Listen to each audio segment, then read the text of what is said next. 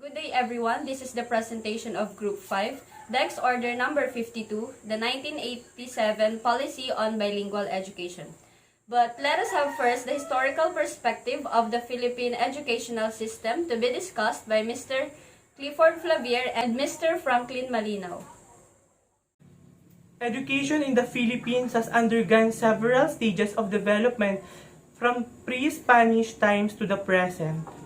In meeting the needs of the society, education serves as focus of emphasis or priorities of the leadership at certain periods or epochs in our national struggle as a race. As early as in pre-Magellanic times, education was informal, unstructured and devoid of methods.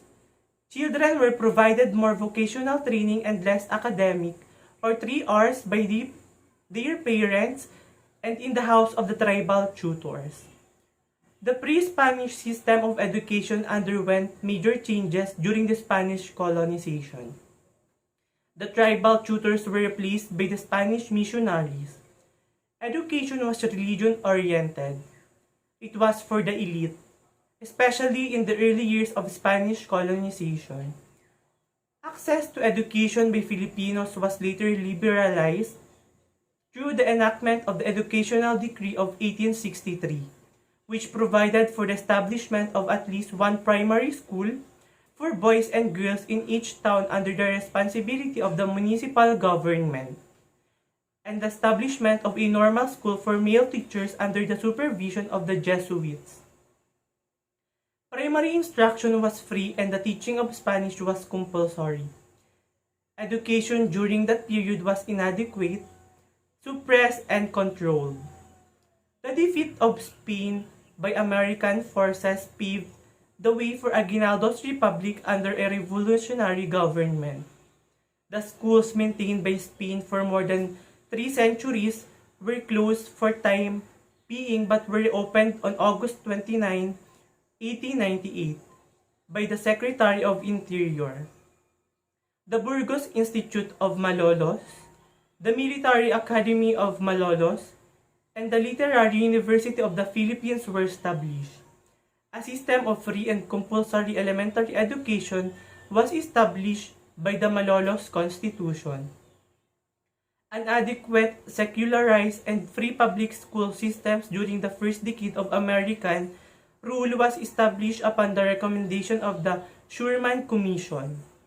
Free primary instruction that trained people for the duties of citizenship and avocation was enforced by the Taft Commission per instruction of President McKinley. Chaplains and non-commissioned officers were assigned to teach using the English as medium of instruction. A highly centralized public school system was installed in 1901 by the Philippine Commission by virtue of Act No. 74. The implementation of this act created a heavy shortage of teachers, so the Philippine Commission authorized the Secretary of Public Instruction to bring to the Philippines 600 teachers from the USA. They were the Thomasites. The high school system supported by provincial governments, especially educational institutions, School of Arts and Trades, an agricultural school, and Commerce and Marine Institute were established in 1902 by the Philippine Commission. In 1908, the Philippine Legislature approved Act No. 1870, which created the University of the Philippines. The Reorganization Act of 1916 provided the Philippinization of all department secretaries except the Secretary of Public Instruction. Japanese educational policies were embodied in Military Order No. 2 in 1942. The Philippine Executive Commission established the Commission of Education, Health and Public Welfare, and schools were reopened in June 1942. On October 14, 1943, the Japanese-sponsored republic created the Ministry of Education. Under the Japanese regime, the teaching of Tagalog, Philippine history, and character education was reserved for Filipinos. Love for work and dignity of labor was emphasized. On February 27, 1945, the Department of Instruction was made part of the Department of Public Instruction. In 1947, the virtue of Executive Order Number 94, the Department of Instruction was changed to Department of Education. During this period, the regulation and supervision of public and private schools belonged to the Bureau of Public and Private Schools.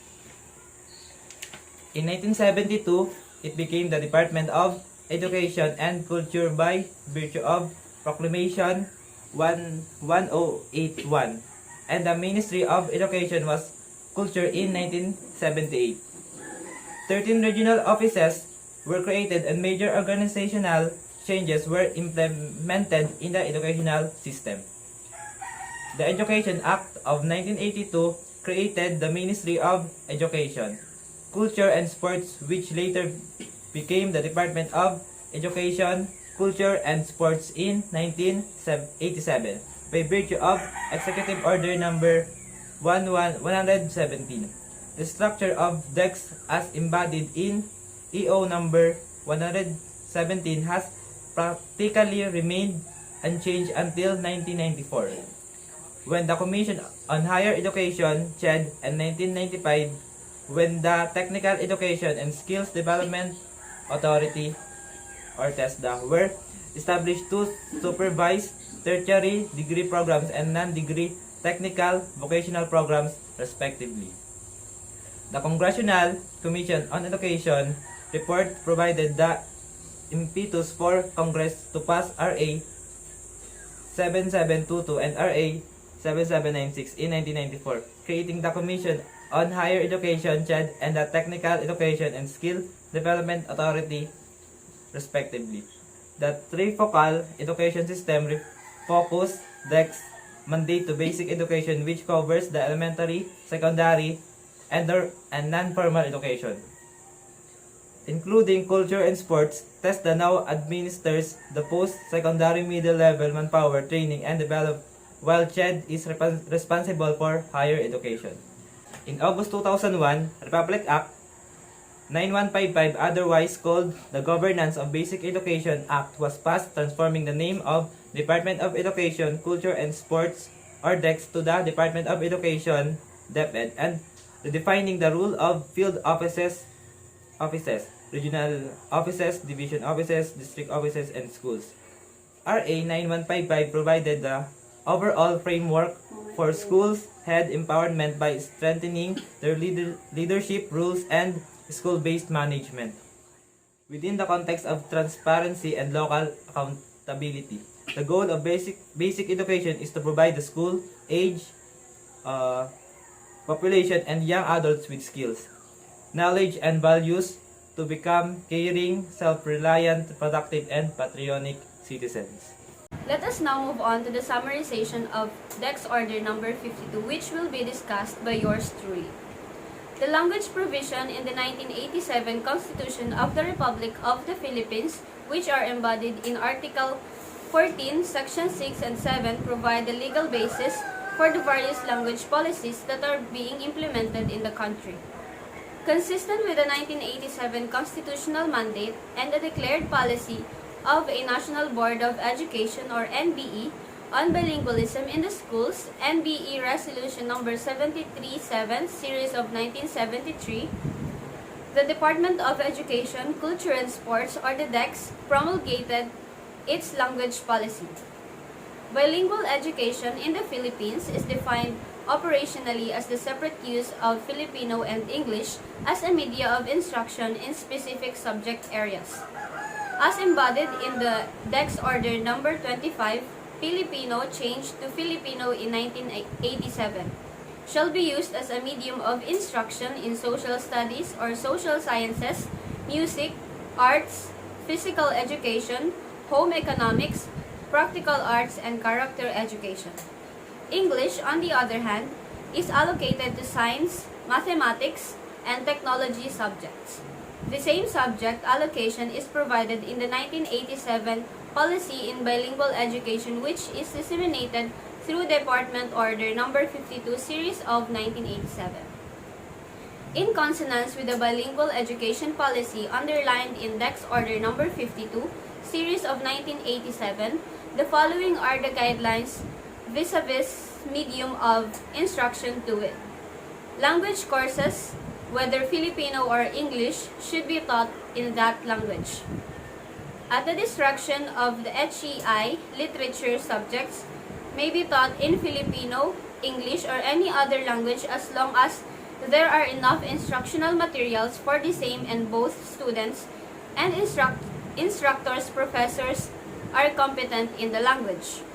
The goal of bilingual education programs shall be to enable English language learners to become competent in listening, speaking, reading, and writing in the English language through the development of literacy and academic skills in the primary language and English. Bilingual education and ESL or the English as a second language programs shall be integral parts of the total school program. Such programs shall use instructional approaches designed to meet the special needs of English language learners. The basic curriculum content of the programs shall be based on the essential knowledge and skills required by the state. The goal of ESL programs shall be to enable English language learners to become competent in listening, speaking, reading, and writing in the English language through the integrated use of second language methods.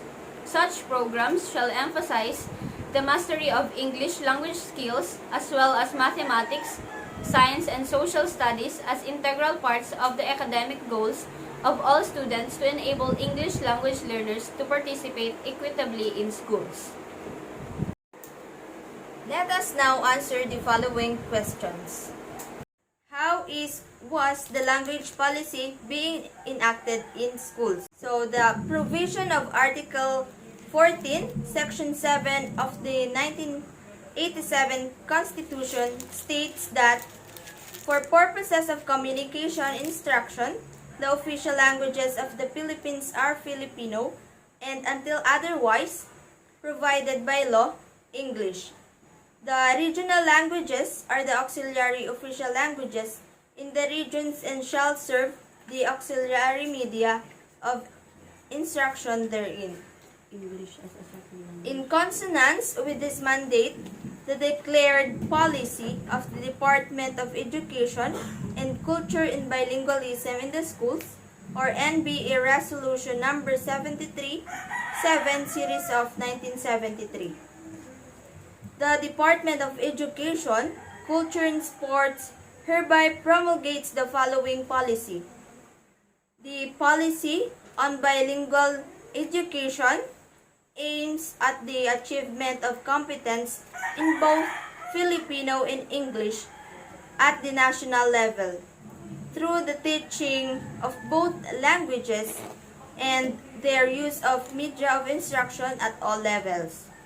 The regional languages shall be used as auxiliary languages in grade 1 and 2. The aspiration of the Filipino to enable them to perform their functions and duties as Filipino citizens in English in order to meet the needs of the country and the community of nations.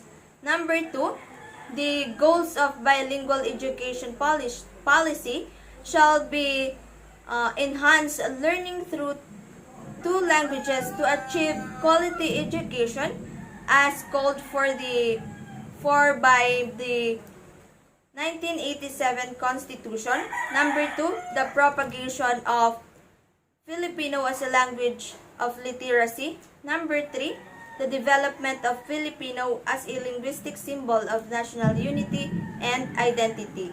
Number 4, the cultivation and elaboration of Filipino as a language of scholarly discourse, that is to say, its continuing intellectualization. And number 5, the maintenance of English as an international language for the Philippines and as a non-exclusive language of science and technology.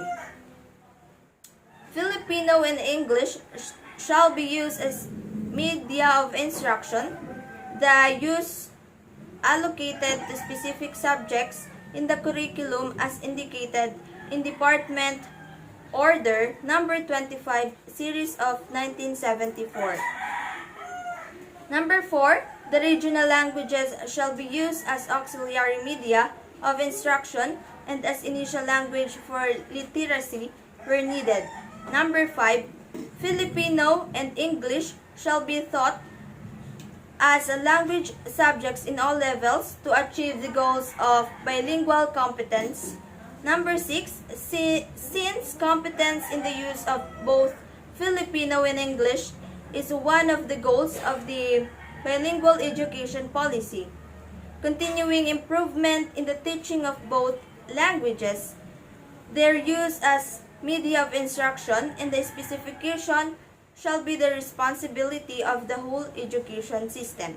Number 7, tertiary level institutions shall lead in the continuing intellectualization of Filipino. The program of intellectualization, however, shall also be pursued in both the elementary and secondary levels. Number 8, the Department of Education, Culture and Sports shall cooperate with the National Language Commission, which according to the 1987 Constitution shall be tasked with the further development and enrichment of Filipino. Number 9, the Department of Education, Culture and Sports shall provide the means by which the language policy can be implemented with the cooperation of government and non-government organization. Number 10, the department shall program funds for implementing the policy in such areas as materials production, in-service training, compensatory and enrichment program for non-Tagalogs, development of a suitable and standardized Filipino for classroom use, and the development of appropriate evaluative instrument. So, with regard to teaching in the vernaculars, the Monroe Commission recommended experimentation in the use of the vernacular, but it was only in 1948 that such experiment was undertaken in Iloilo. Favorable results revealed that the local dialects could be used to a greater advantage, by which children in the early stages of their education. With this result, the superintendents of schools approve a wider use of vernacular in the schools. This change in the traditional policy was primarily aimed for the wider benefit of the children and the nation, that even the private schools and the press showed interest in this emerging educational practice. What are the language issues associated with the language policy? Language associated with DECS Order Number 52 are the following. First is lack of language development opportunity. There exists an outstanding relationship between language proficiency in general and English language proficiency, specifically in language development activity in the classroom. As documented by research studies, students with the least oral language skills spend the most time in desk-oriented, non-verbal instructional activity. The converse is also true. Students with the most oral language skills spend the most time in verbal instructional activities. It is not unusual to visit classroom with a large number of limited English proficient students in which there is a minimum of verbal communication. When asked what is the most pressing need of these students, teachers will invariably respond, lack of oral language development.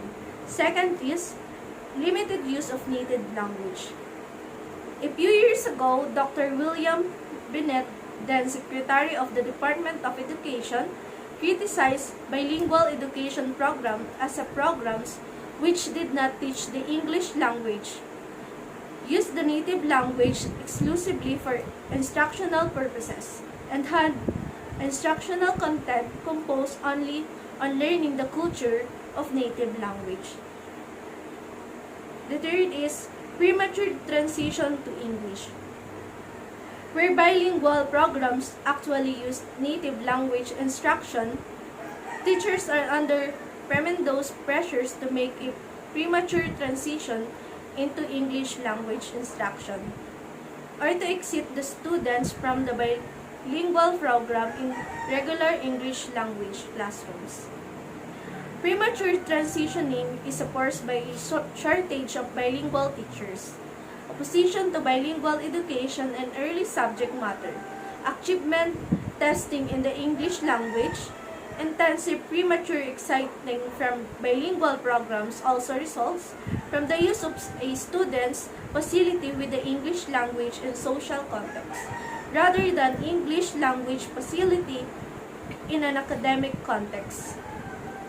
And the last is inadequacies of instructional materials. In spite of some investment in the development of bilingual instructional materials, there is still a marked shortage in the field. Early native language materials were usually obtained from foreign publishers through syntax and morphology were generally acceptable. The lexical characteristics and context of materials were inappropriate, unpopular, and confusing for limited English proficient children raised in the U.S. So, the lack of appropriate cultural representation in curriculum materials has also been a problem. Early publishers' reaction to the need for such materials for use in bilingual and other multicultural programs leave a lot to be desired. A common response was to use a little brown or black ink to give color to people in the pictures. This resulted in the typically minority family being made up of father, mother, baby, and their dog's path with everyone, including the dog, having dark complexions. How were these issues seen evidence in actual language transaction? Along with income inequality and income concentration, our world also suffers from the great language inequality and concentration. Some 97% of world's population speaks a mere 4% of the world's languages. The current trend is for this 4% of languages to crowd out completely the remaining 96%. There are numerous reasons for this tendency. In terms of the links between language policy and education quality, the research indicates that using the mother tongue in the classroom enhances classroom participation, decreases attrition, and increases the likelihood of family and community engagement in the child's learning. Do you agree with the policy? Yes, because it helps to enhance learning through two languages to achieve quality education. It also helps the cultivation and elaboration of our own language. These two languages shall be taught as language subjects in all levels to achieve the goals of bilingual competence. To conclude, with the current language in education policy in place, Filipino learners have better opportunities of becoming proficient in the two languages, Filipino and English. However, the use of the mother tongue should be strengthened in the early years of education, which are the preschool, grade 1 and 2, so that the development of critical thinking abilities could be strengthened. People in the academe and other stakeholders in education are devising ways to use the mother tongue to facilitate the learning of second languages simultaneously.